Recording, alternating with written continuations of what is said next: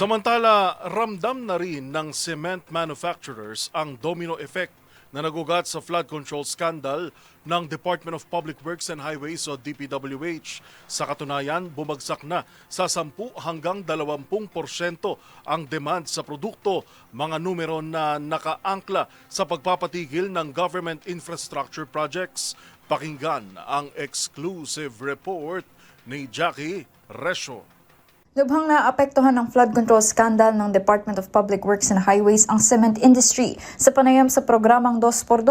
Sinabi ni Cement Manufacturers Association of the Philippines President John Rainier Dizon na bumaba na sa halos 10 to 20% ang demand sa semento.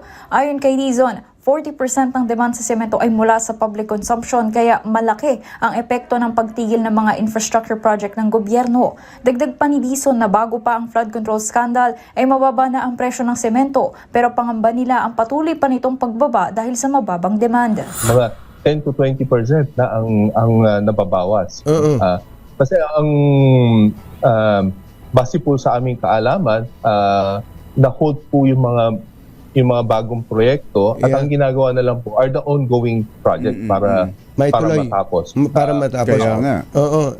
And we're supposed to, traditionally, alam naman natin, dalawa yung season natin sa Pilipinas. We have the wet months and we have the dry months.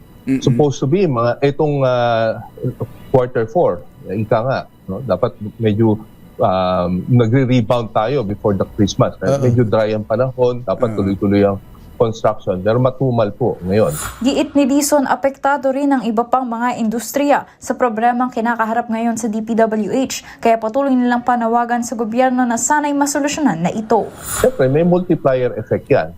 So, pag gumawa ka ng kalsada, halos automatic yung mga nearby property, nag-aahunan din yan. No? May mga investment sa real estate, etc. So, bangga-bangga po yan. Talaga. Mahalaga yung sana masolusyonan na ng gobyerno natin itong problema na ito. Para sa MBC TV Network News, ito si Jackie Resho ng DZRH, una sa Pilipinas, una sa Pilipino.